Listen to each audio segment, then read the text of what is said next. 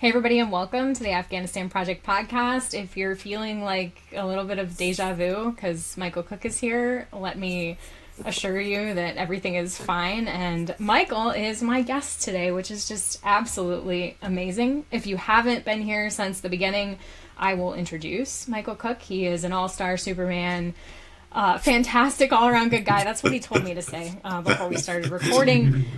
He's also the author of Life and Death at Abbey Gate. If you don't have a copy, you really should. I reviewed it last year on my Substack. You can still find the review. I was looking through it before we got started here today, Mikael, and I was like, damn, I really liked that book. It was really beautifully done and such a good tribute to the people who you worked to help. And I've met at least one of them. I think I've met both of your interpreters at your book launch. Yep. Mm-hmm. Yep. And had a really kick-ass Kabuli Pulau with Abdul and his wife. So, that's right. It's so cool to have you here to talk about this. You know, it's the 4-year anniversary right now, which feels completely insane. Mm-hmm. But I think talking about it and revisiting that time will be valuable for some people, maybe for you. I don't know. I hope for you. So yeah, thanks for coming on. Yeah, I mean, man, this feels good, huh? It's cool to be back on here with you. Have to also say before we start just how proud I am of you. I mean, over 100 episodes now, and you're still going, still reporting on Afghanistan. It's just so cool to see. So thank you for doing that. And I should also say it's been a minute since I've picked up my book, so I'm probably going to be a little rusty. That's totally understandable. You know, it's like you move on, and sometimes, I don't know, some things will hit me. I was looking at videos of my kids from the fall the other day, and I didn't even realize that it was August 21 until I heard in the background the news playing at like maximum volume. And I was like, oh, holy crap. And it just brought me right back to where I was when all of that was happening. And I'm sure you probably have moments like that too, except you were doing, I mean, okay.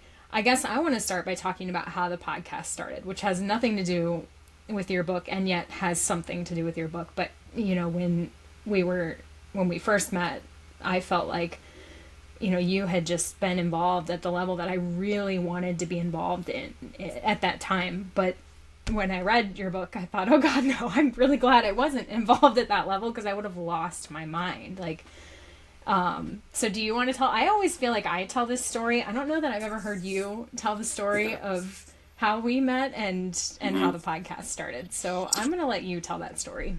Yeah, and please correct me where I'm wrong, but as I remember it, I had been following you on Instagram for a little while, like throughout the evacuation, because I was just following anybody that was reporting on Afghanistan, just trying to get all the news I could.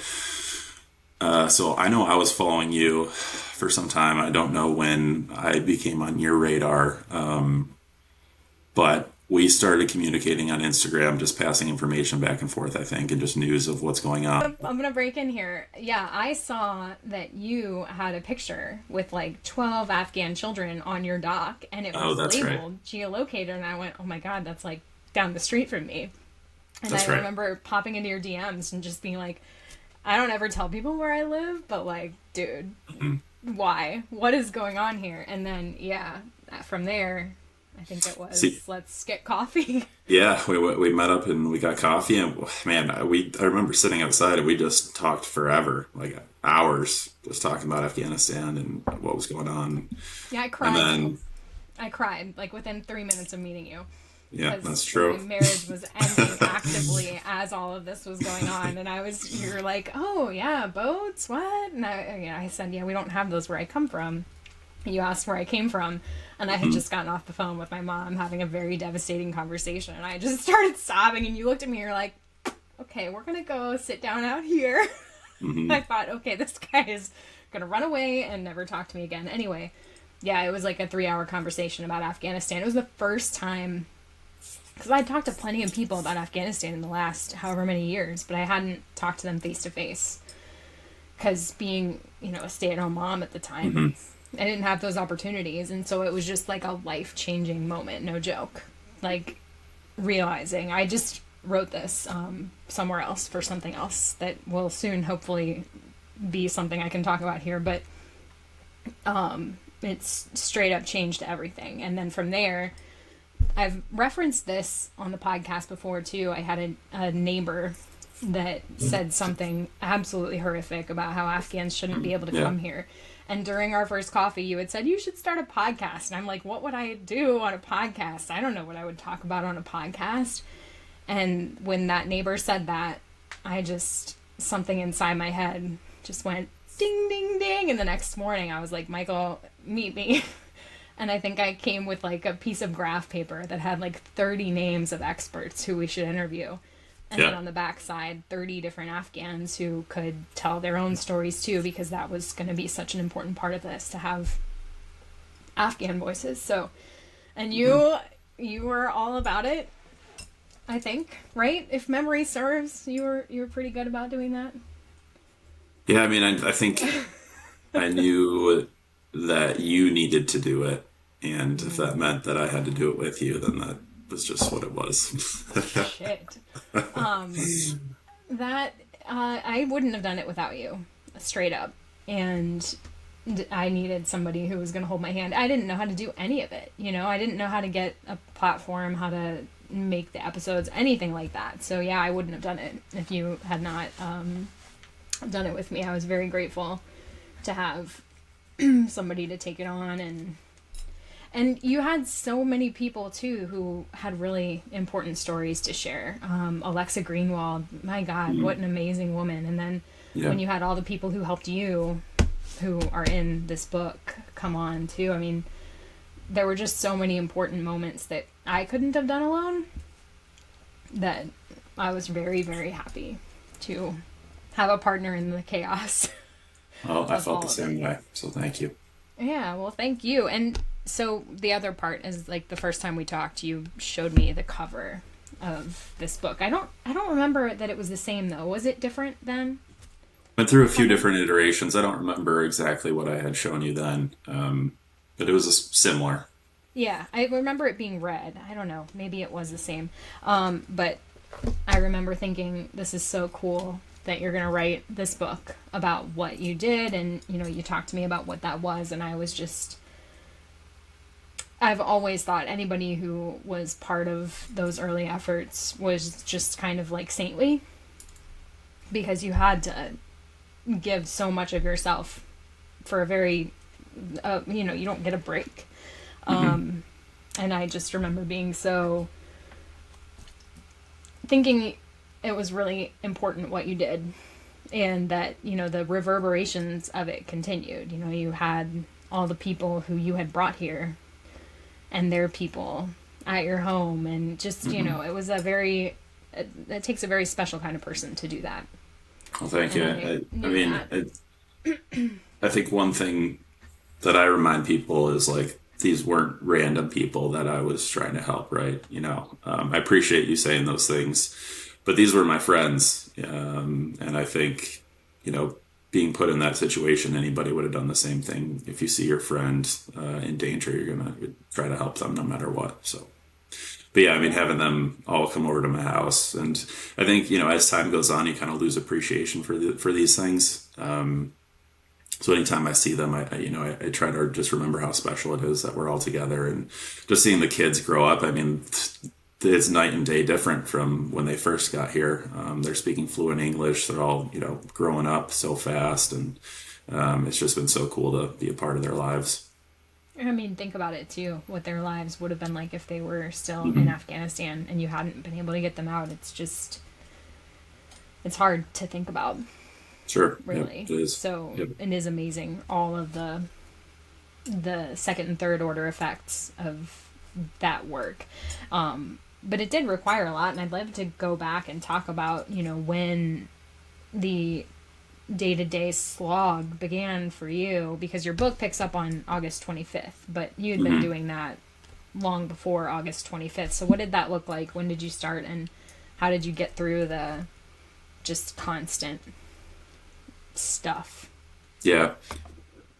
Man, it's like the timeline is very foggy to me now, but I remember being in pretty constant communication with Abdul via WhatsApp. So we would text and we'd FaceTime on WhatsApp.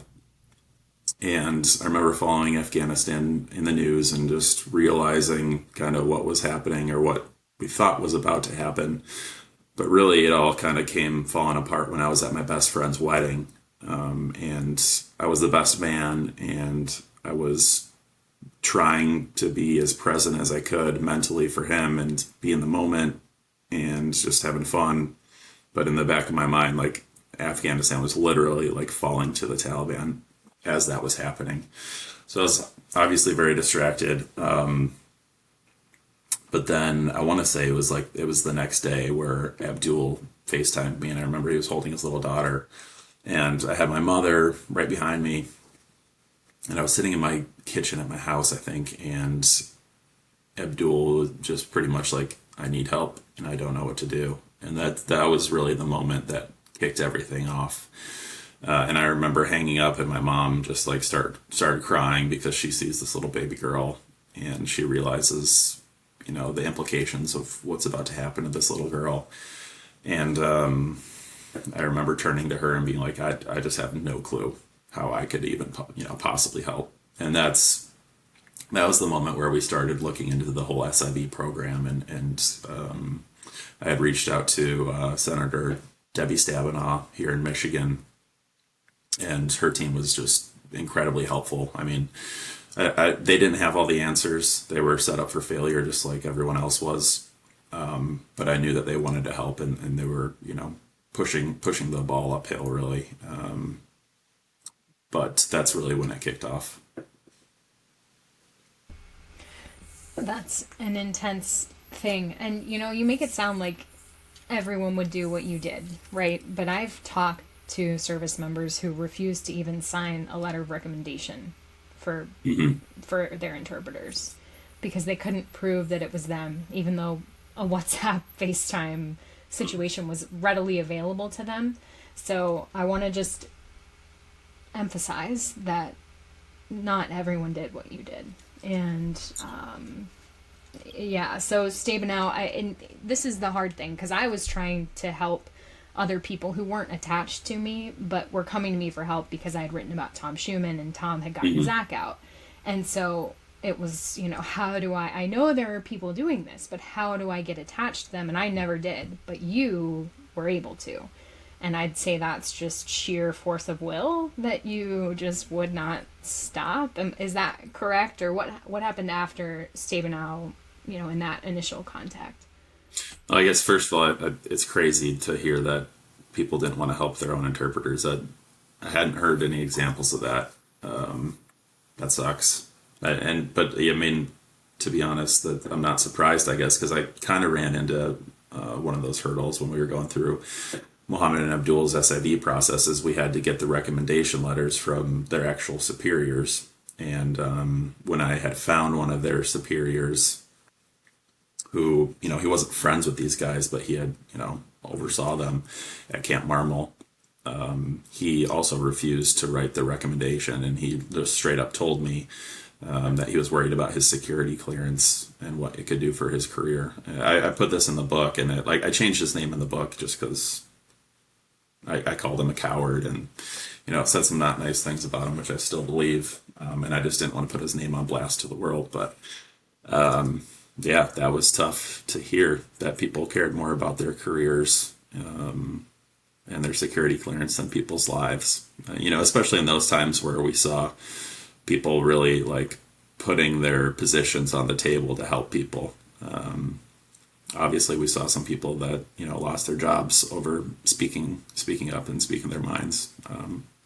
So yeah, to see that that cowardice in those moments was pretty brutal.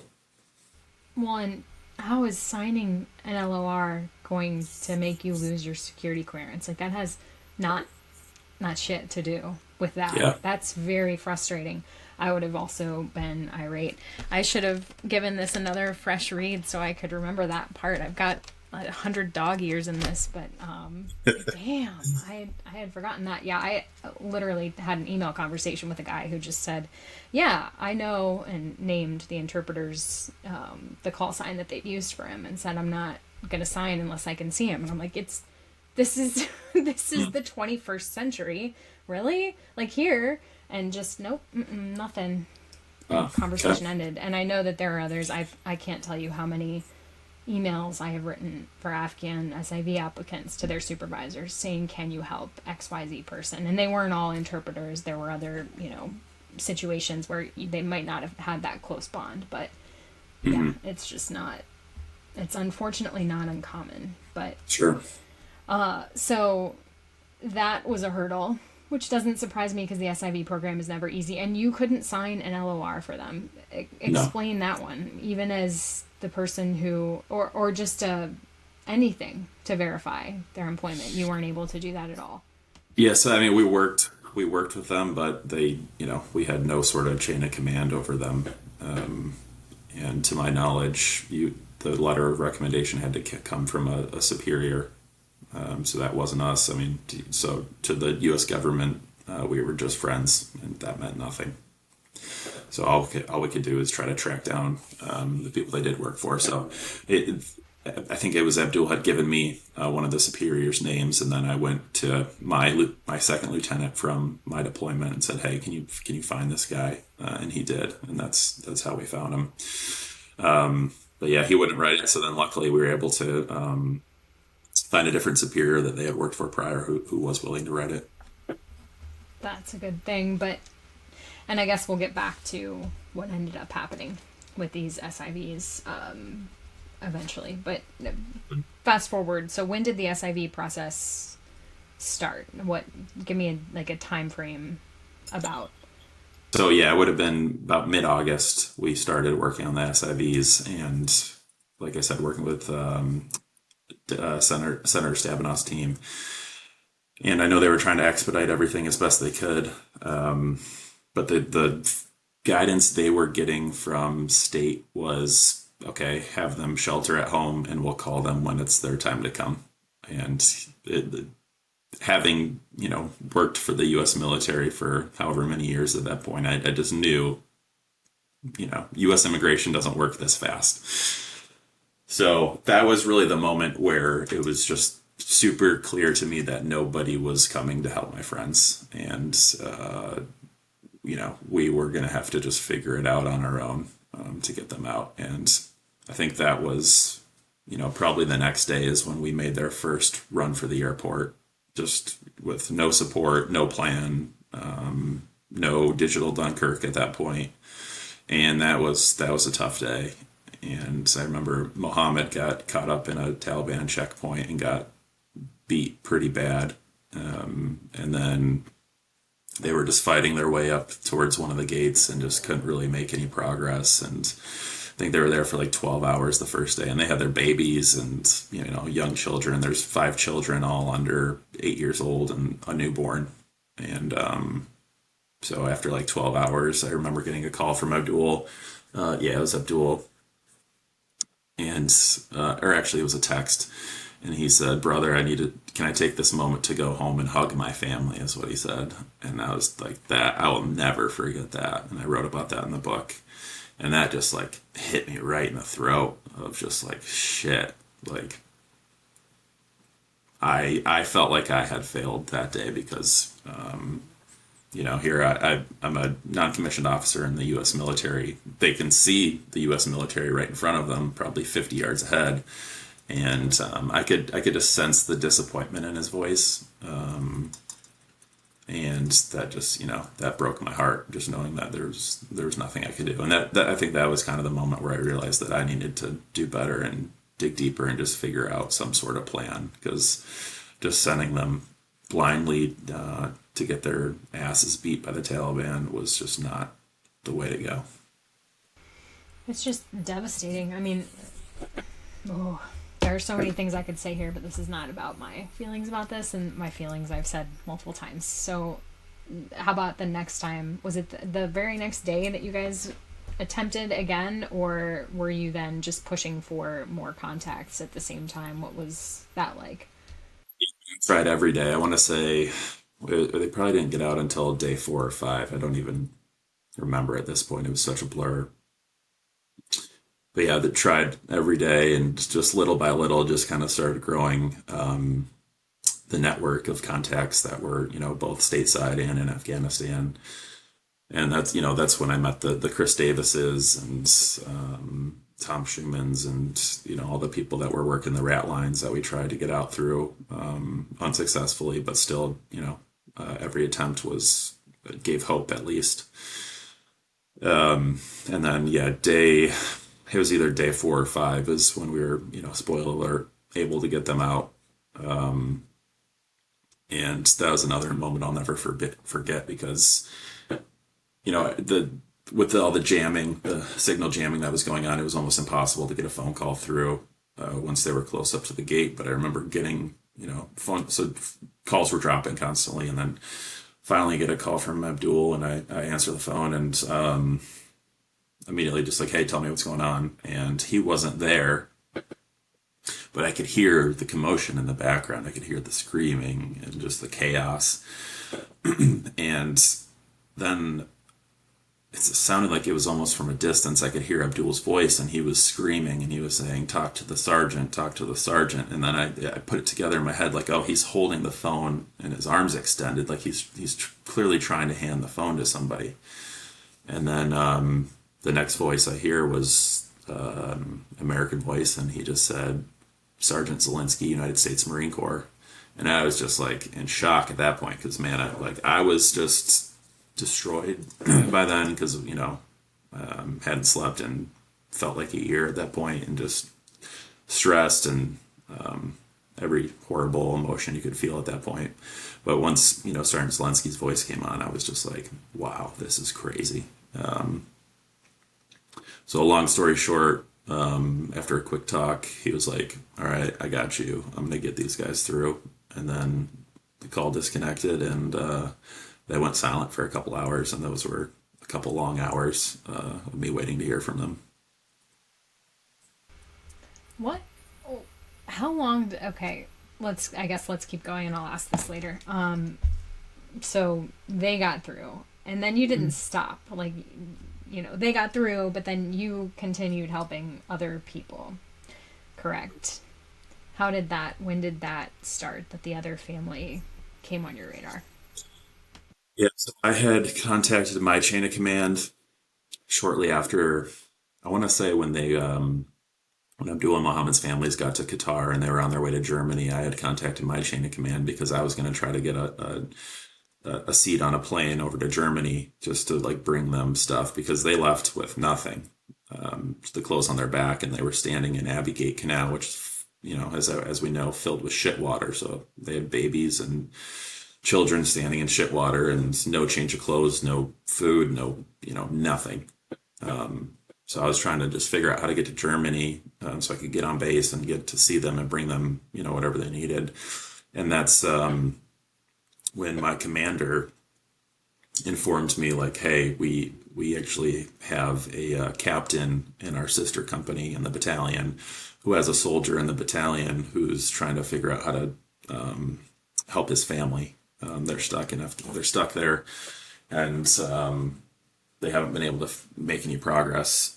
And so I wasn't planning on continuing that work after Abdul and Muhammad were out. I was just trying to help my friends. But then when my commander asked me to assist, I said, okay, I'll see what I can do. And then that just kicked off a spiral of events where I think it was just so surreal to me because at one point I got a call from a general in the United States Air Force asking for help, and I'm just like, what has happened where this evacuation has generals calling reserve sergeants in the Army? Like, this is crazy. This doesn't make any sense. I should be calling you. And I think we had all already realized that it was just a shit show at that point, but that really confirmed it. Being on a call. At one point, I was on a call with 4 generals and me, and I'm just like, what is going on here? This is insane. I think Paul Alcoby has a similar story or two about the level of people who reached out to him, and he's like, "Excuse me, Yeah. excuse me, what's happening here?" And the calls that had to be made back to the U.S. too to ask. It's absolutely. But once you were known to be involved in this, it's like, oh, here's the person, and that's that's why, I think it was so closely held by the people outside of that circle. And thank goodness, because otherwise you would have had people like me trying to get a hold of you and link you up with even more people too. Like, at least the people who were getting a hold of you were, I don't know, generals. But Yeah, that's so much on your shoulders when it you was are what it was still a crazy. novice in all of Yeah. it, just learning and trying to, just what an emergency circumstance. Yeah, I think I remember writing in the book like it was like the Wild West. If you were useful, you were handed a deputy's badge and you were put to work, is I think what I said. And that's honestly what it felt like. Thank God you were, though, because the Paimon family, what ended up happening with them? They're here. They're in Ohio. They're doing well. The kids are in school, and the older ones have jobs now. And yeah, they're doing great. So yeah, thanks for asking. Yeah. What about, so tell me about Abdullah Muhammad's next leg of everything. You obviously did not go to meet them in Germany, unless my memory is No. completely failing. And so, how was that for them? The whole going from Qatar to Germany to, I can't remember the facility that they landed in stateside either. So, can you talk me through that whole process and whether you still were, as actively every day, every hour kind of involved in that? It actually the process to getting them onto U.S. soil went much faster than expected, which is why I didn't have to go see them. They were in Qatar for less than a day, and then they were in Germany for less than a week, and then they got on a plane to. While they were in Germany, I was calling them and having them hand the phone over to a U.S. soldier who was working there just to figure out what was happening and give them some sort of insight because they had no clue and they weren't being told anything. But then they flew them here to DC. They were there for like a day or two, and then they ended up settling them in Camp Atterbury in Indiana, which I had been to and was familiar with from being there during my reserve time. So I would go see them there because I could get on base. So I went. I think I went like 3 or 4 times. They were there for just over a month or so, maybe a little 5 6 weeks. So I'd go see them when I could and just bring them supplies and just go visit. And but that was also surreal rolling up on a U.S. Army base and it just looking like downtown Kabul. It was just there was so many Afghans there. It was that kind of hit me with the scale of it because I knew this is just one of many bases, and it was just there was just so many people. So yeah, that How was pretty many? crazy. And then they were released to me on Halloween of 21. Yeah, and actually I think the day before, and we got them hooked up with Jewish Family Services here in Ann Arbor. And man, what an amazing organization they are. They set up a hotel for them for like a whole month. I was over there the first day with them, and one of the representatives from that organization came over and gave them money, gave them food, gave them computers, gave them phones, everything that they could possibly need that they provided. And that was just so cool to see, especially a Jewish organization helping Afghans. How cool is that? So that was very special. And then, yeah, the day after they got here, we went trick or treating with the kids. All the guys from my hockey team donated costumes, and we took them trick or treating, and that was awesome. They were just like sprinting around. The first few houses they were a little timid, and then by house 4 they were just like going full speed and like 3 blocks ahead of us. So that was pretty cool. That was a good welcome. That's amazing. And yeah, I know of quite a few Jewish organizations who are helping Afghans, and I think it's really incredible to see the diversity of the effort that, of people supporting Afghans and not, I think there's so much hate right now Yeah. that's being, it's a fear technique, right? But those groups aren't afraid. And they're just sharing love and caring, and I think that's the America I'm proud of. I'm I'm so glad to hear that. But what was Camp Atterbury like? I mean, how many people do you think were there, and what kinds of things did you need to bring because there weren't those at the camp? I couldn't even guess how many people. I mean, it just felt like an insane amount. And the things I brought, I mean, they had all the basic necessities they needed. It wasn't like there was anything wrong at the camp. I think they were treated very well, and lots of food and all the basic things they needed. But I think I just brought them like coats, little warmer clothes, new clothes because like I said, they came with nothing. So I just wanted to make sure that they had a couple changes of like jeans and stuff like that. And that was actually kind of funny because I had never seen Abdul or Mohammed in Western clothing before. So seeing them come out after they changed, that was pretty funny. But yeah, just basic stuff that would just make it a little easier. But they everything they needed was provided for them. Oh, that's a good thing to hear. So at this point, it had been, 3 months. I'm trying to do back math. That's a scary thing. But, tell me about what was it like for you as this effort wound down and during like the height of it. You talked about feeling like you hadn't slept in years. How were you getting through it? And yeah, what was that wind down process like? Because once you've been in it, like how do you, it's almost like I'm sure you had to like wean yourself off, like it just stops cold turkey. Like what was that like? It was a wild time. I mean, it was like for sure the most important thing that I'll probably ever do in my life, I think. Um, but it was like a very emotionally taxing, obviously. And I like feel bad saying that because I was in the US the whole time. So there's definitely a part of me that was like, okay, slow down, you weren't even there. And I just have nothing but respect for all the troops that, were at HKIA and at Abbey Gate and all just the absolute bullshit, that they had to go through. But yeah, it was for sure tough. And then, yeah, like you said, then all of a sudden it's just done. And you're like, okay, that's, this feels weird. I mean, we had,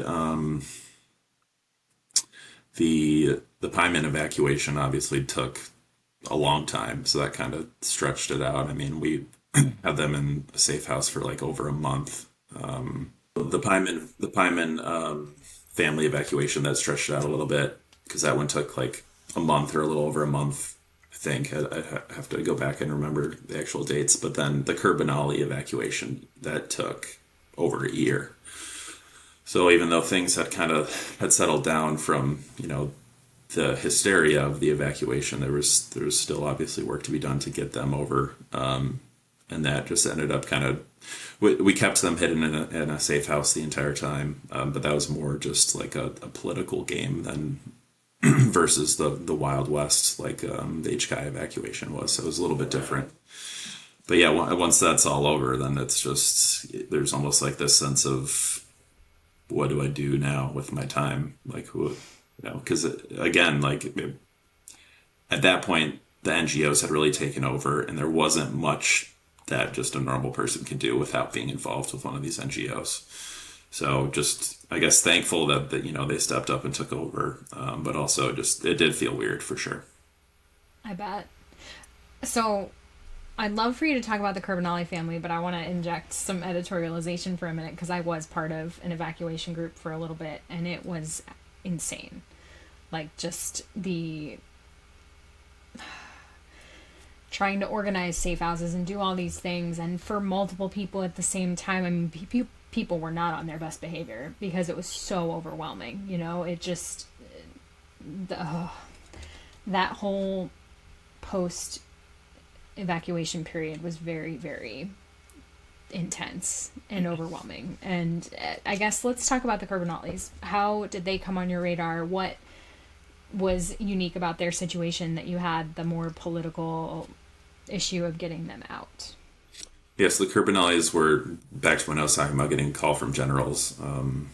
Kurbanali was a senior airman in the U.S. Air Force, and his chain of command had reached out for help, and that's kind of what eventually led to being on the call with the generals and just looking for options to get them out.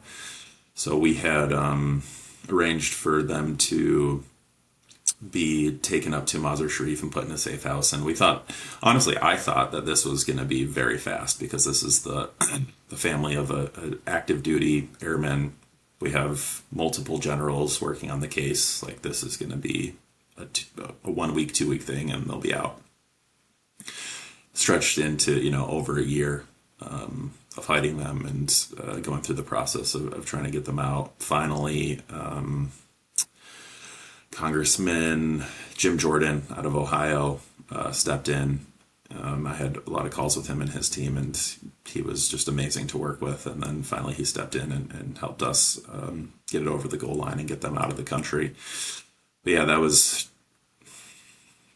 one was emotionally tough, just seeing how long that they were up and hiding, and having Senior Airman Mikael and I here, and just I obviously met him, and just watching him, knowing that his family was stuck there was real tough. Yep, and I wish that was the only case, but I just told the story of a veteran who actually went on to do contracting work with the U.S. government in Afghanistan.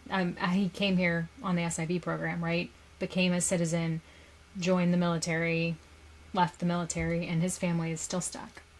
And now they're stuck at Qatar at CAS, and there's just there's no movement because it's a U.S. rap case, and it's insane that there are hundreds of family members of active duty military personnel still stuck there. So I'm so glad that you were able to help him get his family out, because it is, I mean, think about the level of target that is for the Taliban. Yeah, for sure. It's sickening. Yeah, I mean, that just brings up the amount of red tape around all of it is just such bullshit. And I think, the one good thing that came out of the evacuation was, these, like I said, it was the Wild West, and you just didn't need any red tape. It's just, it was just there. It felt like there were no rules, and that's why we were able to get so much done. Is you didn't have to deal with the bullshit that is the U.S. immigration system. And I remember meeting with Senator Blumenthal right after the evacuation, and the first thing that he told me was the SIV system is completely broken. That's what he said, and obviously it still is, as we are seeing even today. Yeah, it continues to just take far longer than 9 months, and we have, I think there are, oh gosh, I just saw the numbers, so I should really remember this. It's more than 30,000 have gotten COM approval, but there are only 9,000 and some change SIVs left. It's what the hell are we doing? Somebody needs to, anyway, it's a total disaster. And I guess that leads me to my question about Abdul and Muhammad. What happened with their SIVs after they got stateside?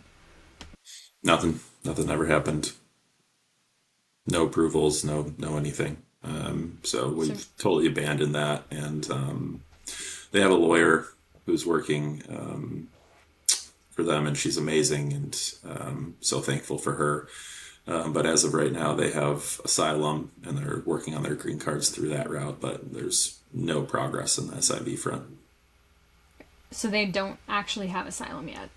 They're just working toward it right now. They have asylum. Oh, okay. Yeah. Sorry. Mm-hmm. And they're just working on all the paperwork to get their green cards. Okay. It's just such a slow process. But they're still for sure scared.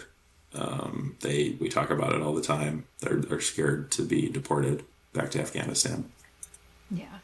If they have asylum, they shouldn't be, but it is frightening. And nobody knows. I mean, there were a lot of things that should have been that aren't anymore. Right. So, yeah, it's just very unacceptable. Do you have any stories most harrowing day, most satisfying day, a time that it was the most intense, anything that you feel like people would enjoy hearing or that you would enjoy getting off your chest about the whole experience? I think one thing that was very memorable to me was when the Pymans finally, man, the Pyman journey was insane.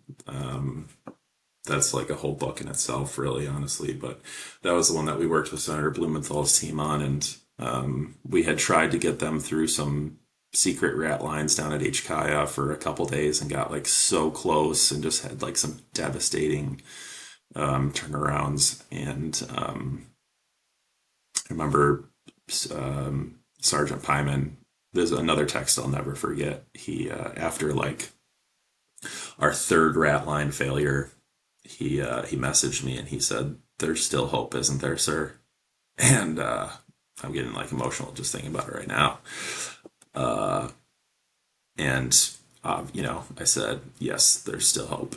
And I didn't even know if I believed it, but I, clearly knew that that's what he needed to hear in that moment. And that definitely gave me some extra motivation to keep going. And we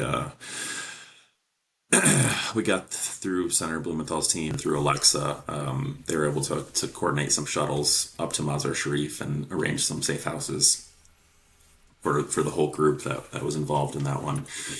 And that one was just crazy. They even when we got up there, they had some close calls. We had to move them around to different safe houses at different points.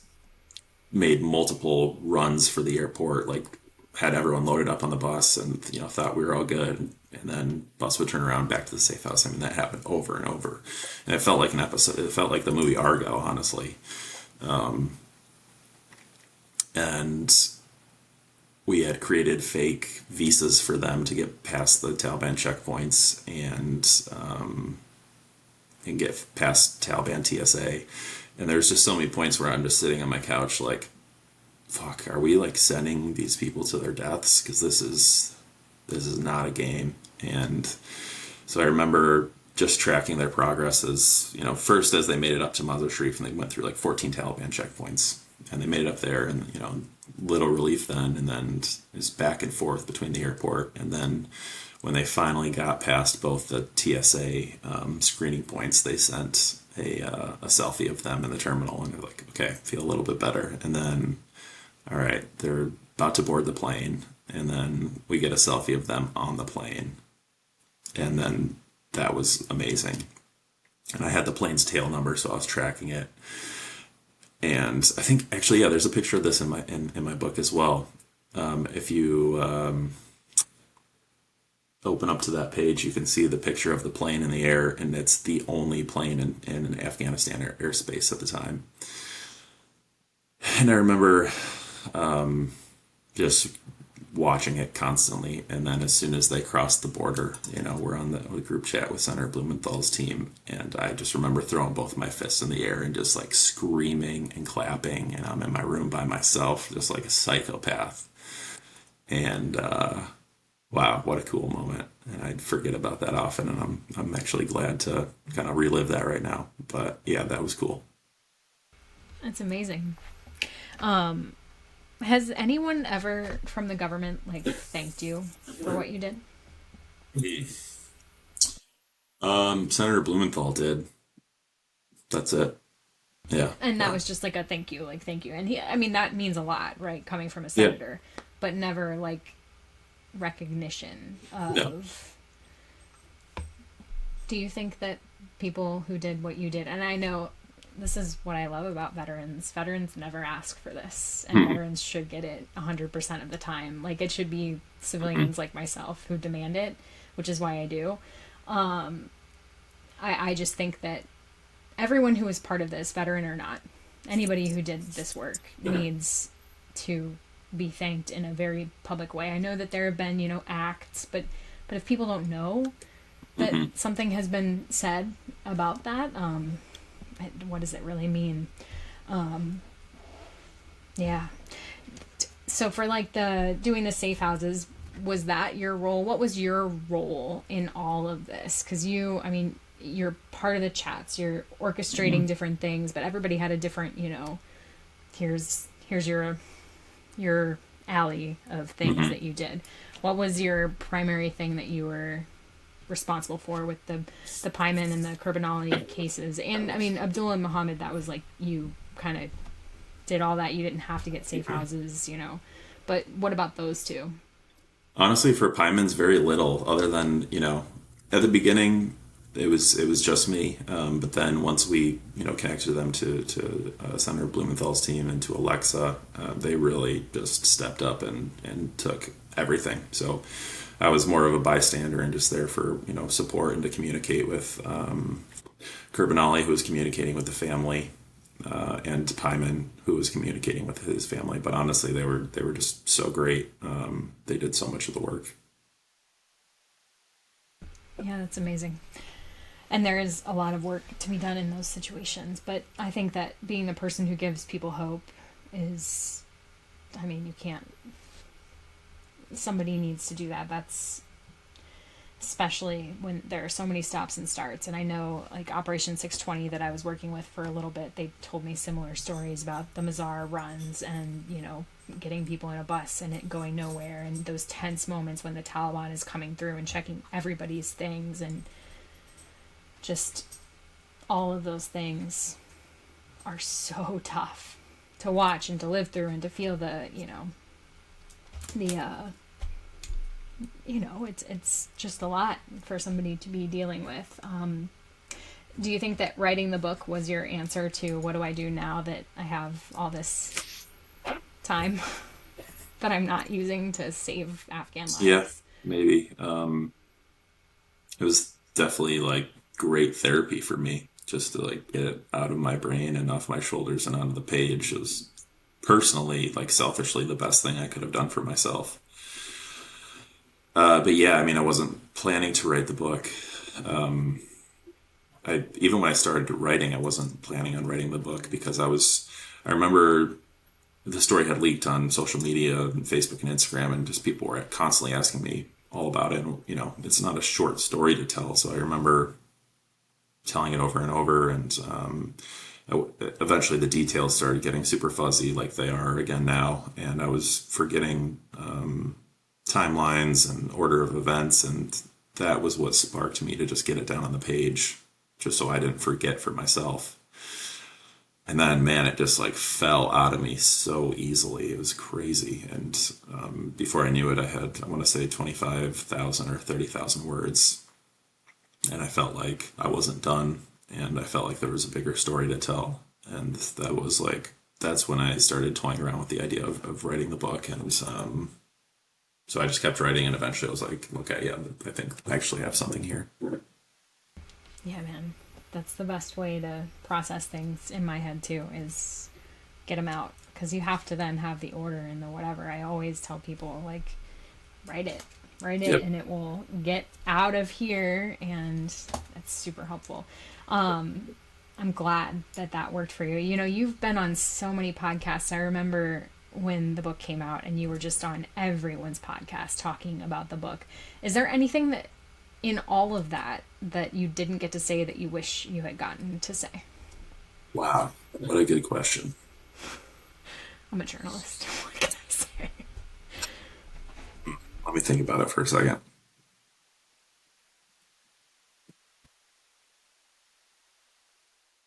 I don't know that I haven't said this, but you know what? Bill Raggio said something when me and you were interviewing him one time, and it has just like completely stuck with me. And it was just the truest thing I think I ever heard. And he said, I had never been so disappointed in my government, but so impressed and so honored to share the uniform as the people that worked at HKIA. And I remember he said that, and I was just like, whoa, wow. Like, how true is that? And so that'll be my statement, I guess. Oh, it's a good one. Everything Bill Raggio says blows my mind. I remember that, though. And it's how I felt about this whole 4 years, is that obviously I've never worn the uniform, but taking it to taking it outside of that context, I have never been more disappointed in my government than in the last 4 years. And yet, look at all the people who have made a difference outside of those, rigid lines of communication, with fielding calls from generals, trying to save American lives in so many different ways, and trying to save Afghan lives in so many different ways. I mean, it's just, there is a lot of good in this country. And then there's a bureaucracy that just, it does what bureaucracy does, which is move slowly and inefficiently. But yeah, that's why, to bring it full circle again, when we met, I knew, I didn't know your story fully, but I knew that you had done an incredible thing for people, and you didn't have to. You could have said, there's nothing I can do for you. Or you could have called Stabenow's office and said, and, you know, heard, oh, well, there's no, I can't do anything. You could have done that. And I suspect that a lot of people had to, and a lot of people had to get out of it because it was too much and they had other things going on. It's very impressive. And it says a lot about what, you know, your service means to you and what the people who fought beside you mean to you. And I just, you're such an awesome Superman, superhuman, whatever we're going with today. It's just really incredible. And I'm glad that, you know, it's like, it's the story that sparked the podcast, and I'm just glad that we get to kind of have a full circle moment here and talk about it. Yep, me too. No, I appreciate you having me on. It's fun to reconnect on here and keep the conversation going. Hell yeah, anytime. It's always nice to have someone to share the space with who cares so deeply. I want to tell everybody, obviously, get you a copy because you will enjoy it, and, you know, be angry and hopeful and all of those things. And I guess taking this to the wider level, it's like we all go through our life. We do the thing that we do the thing. I mean, your service was important before this, but I think finding something like this that you can get involved in and change somebody else's life, it just, I don't know. Not all of us take that opportunity. I wouldn't have had that opportunity if it weren't for the fall of Afghanistan. I wouldn't be here. I wouldn't have been able to help people. And I wouldn't have it any other way. Like, what would you say to somebody else who's looking at a situation like that and wondering, do I jump in with 2 feet, or do I say I can't handle this right now? Yeah, I mean, it's just the classic example of, you know, what if it was you, what if it was your kid, what if it was your best friend, what would you do? I think it makes the answer pretty easy. Yeah. Yep. And I think we're all humans, right? So at that level, it is somebody who could be those things to you. And if you have the chance to change someone's world, it never makes your life smaller. Yep. Well, Michael, thank you so much for coming back and joining me. And thank you to everyone who listened, and Tasha Kaur, and hope to see all of you again soon. Thank you.